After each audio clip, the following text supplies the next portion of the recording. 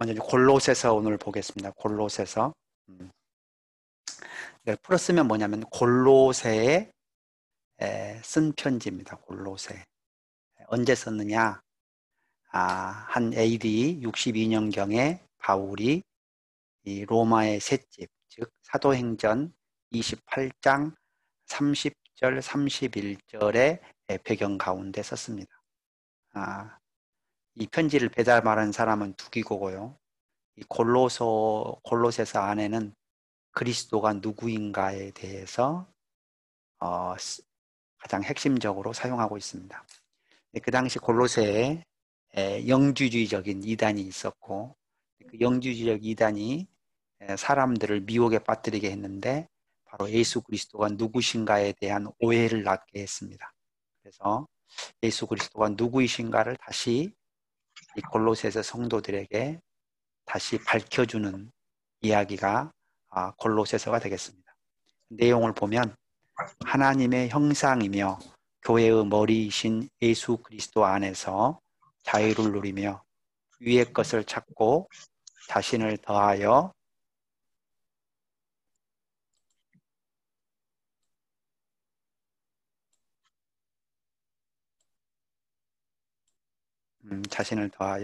모든 일을 주 예수 그리스도의 이름으로 행하고 기도에 감사함으로 깨어 있으라. 이 배경을 보면은 로마의 가택연금 상태에서 에바브라가 목회했던 골로새 교회의 머리 되시는 예수 그리스도를 설명하기 위하여 보낸 서신서가 되겠습니다. 이제 이 골로새 교회는 바울이 직접 양육했던 또 목회했던 교회는 아닙니다. 그런데 여기 이제 바울의 제자 중에 하나 있던 그 에바브라라는 사람이 목회했던 것이고, 그곳에 이제 영지주의라는 이단, 그 영지주의라는 이단은 이제 초기에 있었던 아주 대표적인 이단 중에 하나로서요. 영은 선한 것이다. 육은 악한 것이다. 뭐 이런 견해를 가지고 있었습니다. 그래서 예수 그리스도도 육으로 온 것이 아니다. 그렇게 생각하는, 그가 영으로만 왔다는 그런 주장을 펼치던 그런 대표적인 이단이 되겠습니다.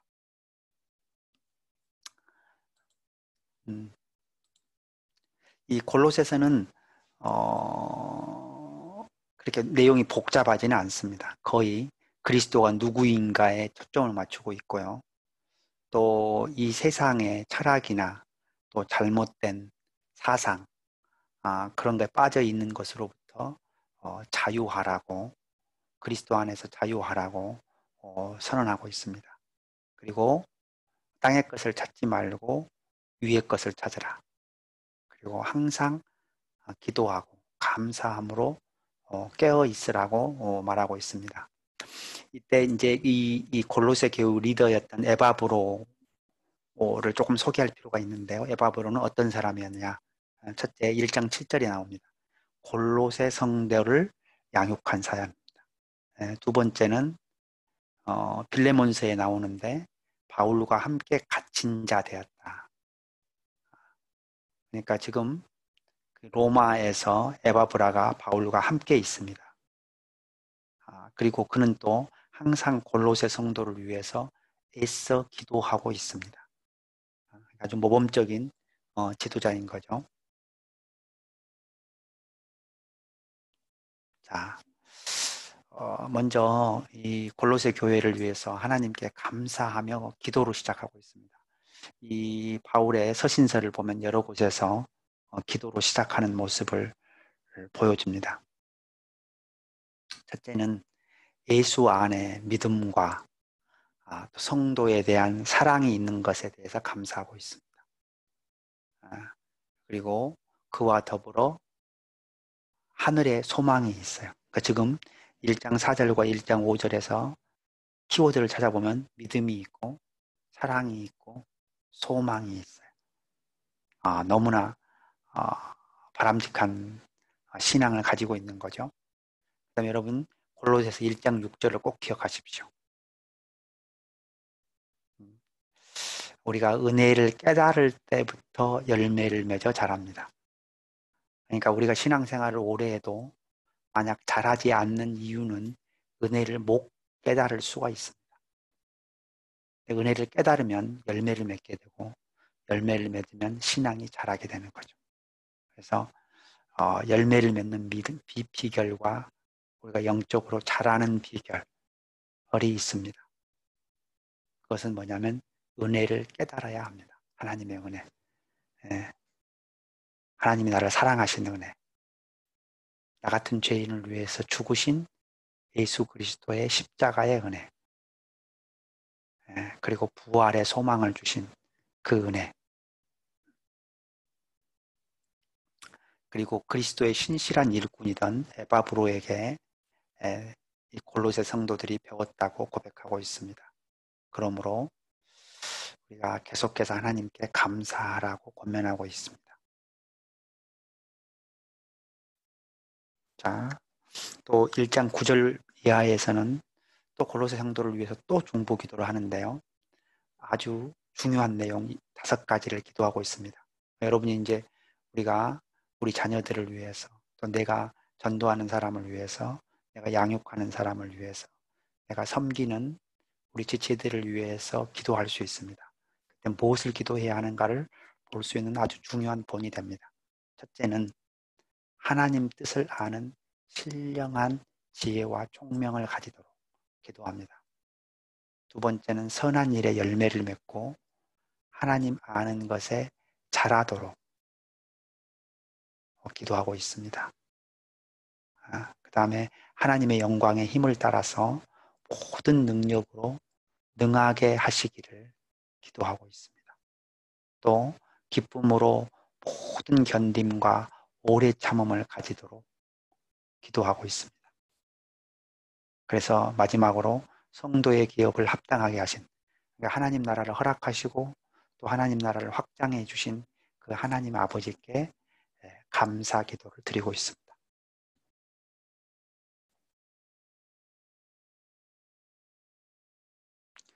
자, 이제 이 골로새서의 핵심 주제가 뭐라 그랬습니까? 그리스도가 누구신가? 그래서 제가 이렇게 일일이 한번 정리를 해봤어요. 그래서 이 그리스도에 대해서 13가지 이상 나와요. 13가지. 그래서 우리 그리스도에 대해서 가장 많이 설명하는 곳이 우리가 요한복음, 그리고 골로새서, 그 다음에 히브리서, 그 다음에 요한계시록 정도가 제일 많이 설명하고 있습니다. 요한복음도 상당히 많이 예수님이 어떤 분인가 설명하죠. 골로새서도 못지않게 많이 설명하고 있습니다. 물론 히브리서, 요한계시록도 예수님이 어떤 분인지 설명하고 있습니다. 자, 그리스도. 첫째, 하나님의 형상이시다. 또 모든 피조물보다 먼저 나신 이시다. 만물이 그에게서 창조되었으며 만물보다 먼저 계시고 만물이 그 안에 계신다. 교회의 머리이시다. 하나님 아버지께서 모든 충만으로 거하시는 분이다. 십자가의 피로 화평을 이루셨다. 하나님의 비밀이시다. 그 안에 예수 그리스도 안에 지혜와 지식의 모든 보화가 감추어져 있다. 우리의 주님이 되신다. 신성의 모든 충만이 육체로 거하신다. 모든 통치자와 권세의 머리가 되시고 하나님 우편에 앉아 계시며 다시 나타나실 분이시다. 이게 지금 골로새서 안에서 소개하는 예수 그리스도에 대한 소개입니다.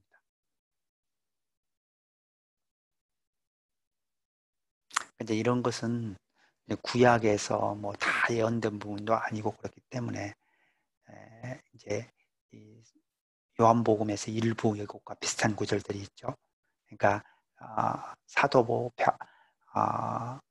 바울이 계시로 받은 그런 지혜라는 것을 우리가 알 수가 있습니다. 자, 여러분 우리가 교회를 위해서 수고할 때 아주 중요한 구절이 이 골로새 1장 24절에서부터 29절까지 말씀입니다. 자, 첫 번째는 그리스도의 남은 고난을 그의 몸된 교회를 위해서 수고한다고 말합니다. 도대체 그리스도의 남은 고난이 뭘까요? 뭘까요? 저는 여기 그것이 바로 25절부터 29절까지입니다.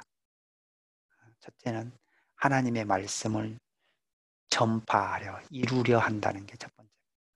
두 번째는 그리스도를 전파하고 권하고 가르칩니다. 그 다음에 세 번째는 내 속에서 능력으로 역사하시는 이, 바로 성령이죠.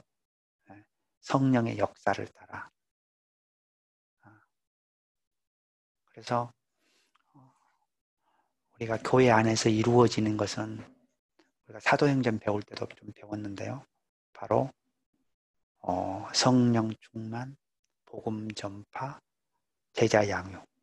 여기를 지금 2번과 3번과 4번을 잘 조합해 보면 바로 그 세 가지 키워드가 있습니다. 성령 충만, 복음 전파, 제자 양육. 내 속에서 능력으로 역사하시는 이의 역사를 따라 성령 충만이죠. 그리스도를 전파하고 말씀을 이루는 것은 복음 전파에 해당합니다. 그 다음에 권하고 가르치는 것은 제자 양육에 해당하죠.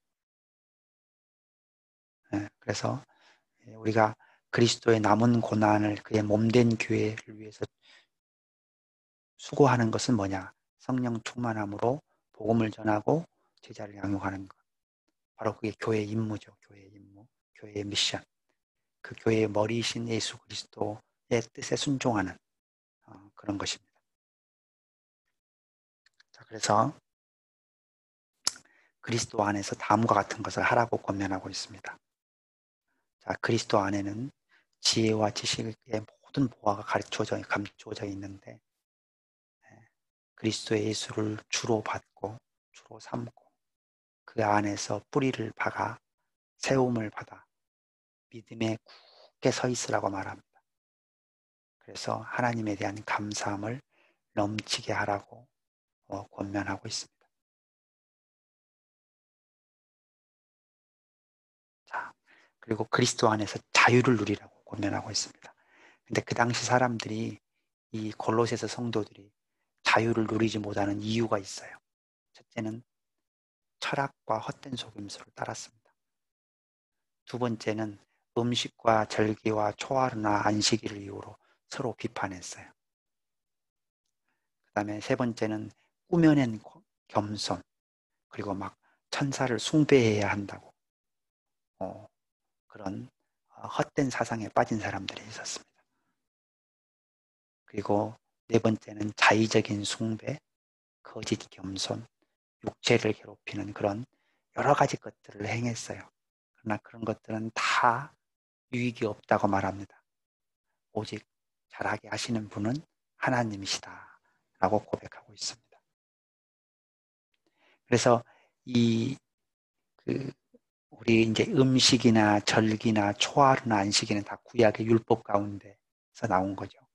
그 율법의 어떤 특정한 것으로부터 사람들을 정죄하고 또 사람들을 비판하고 자기들이 옳다 주장하고 지금 이제 우리도 그렇죠. 예를 들어서 6월절을 따르는 사람들이 또 있어요. 그렇죠?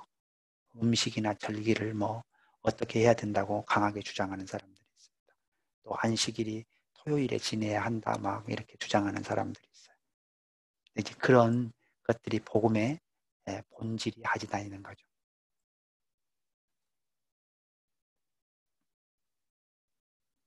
자, 그 다음에 이제 이 3장, 4장에서는 이 그리스도를 너희들이 알았다면 그리스도 안에서 행하라고 말합니다. 그래서 음란, 부정, 사욕, 악한 정욕, 탐심을 죽이고 분함, 노여움, 악의, 비방, 부끄러운 말을 버리고 거짓말을 하지 말고 차별하지 말며 긍휼, 자비, 겸손, 온유, 오래 참고 용서하며 모든 것 위에 사랑을 더하라. 이 말씀 외우면 좋을 것 같아요. 골로새 3장 14장 여러분. 모든 것 위에 사랑을 더하라. 자, 그리고 그리스도의 평강을 구하고 감사하라. 말씀에 거하고 가르치며 권면하고 찬송하라. 그러면 골로새 3장 17절 무엇을 하든지 다 주 예수의 이름으로 하라. 우리 고린도전서 할 때는 고린도전서에는 뭐를 가리킵니까? 10장 31절 무엇을 하든지 다 하나님의 영광을 위해서 하라. 그렇죠? 골로새 3장 17절은 무엇을 하든지 다 주 예수의 이름으로 하라. 이 골로새 3장 16절을 조금 보면 좋을 것 같아요. 골로새서 3장 16절을 제가 조금 보겠습니다.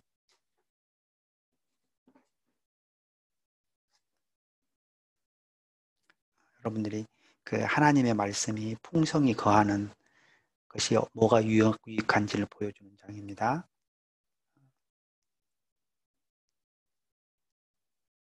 골로새서 3장 16절.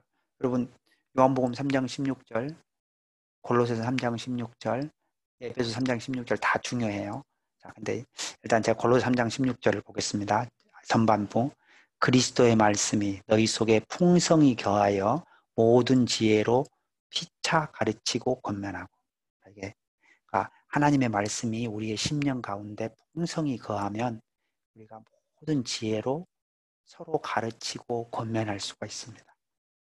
그러니까 영적으로 굉장히 유익한 거죠. 그래서 우리 안에도 우리의 심령 가운데도 하나님의 말씀이 풍성히 거하기를 소망합니다. 아멘. 자, 그 다음에 이제 3장 후반부부터는 이 에베소서와 거의 비슷하게 이 그리스도인의 사회적 관계에 대해서 나오고 있습니다. 첫째, 아내에게, 남편에게, 자녀에게, 부모에게, 종에게, 상전에게 이야기합니다. 아내에게는 남편에 대한 복종을 강조하고, 남편에게는 아내에 대한 사랑을 강조하고, 자녀에게는 부모에 대한 순종, 부모에게는 자녀를 노엽게 하지 말라. 그다음에 종에게는 상전에게 성실한 마음으로 죽게 하듯 하라. 상전에게는 의와 공평을 종들에게 베풀라고 권면하고 있습니다. 자, 골로새 4장이 굉장히 중요한 이야기가 있어요. 두 가지를 강조합니다. 마무리를 하면서 전도할 문을 열어주사 그리스도의 비밀을 말하게 하시기를 구하라. 두 번째는 말을 항상 은혜 가운데서 소금으로 맛을 내는 것과 같이 하라. 이 말이 뭘까요? 우리가 그런 거 했죠. 소금이 너무 많으면 어떻게 해요? 짜서 맛이 없고, 소금이 너무 적으면 어떻게 해요? 너무 심심해서 맛이 없어요. 소금은 적당히 해야 돼요. 근데 말도 적당히 해야 합니다. 꼭 필요한 말만. 근데 이제 말에 실수가 있으면 우리 야고보서 3장 2절 한번 보세요. 야고보서 3장 2절. 우리가 다 실수가 많으니 만일 말에 실수가 없는 자라면 곧 온전한 사람이라 능히 온 몸도 굴레 씌우리라. 그렇죠. 그래서 말에 실수가 없는 것이 중요하다. 우리 전도서 5장 2절도 전도서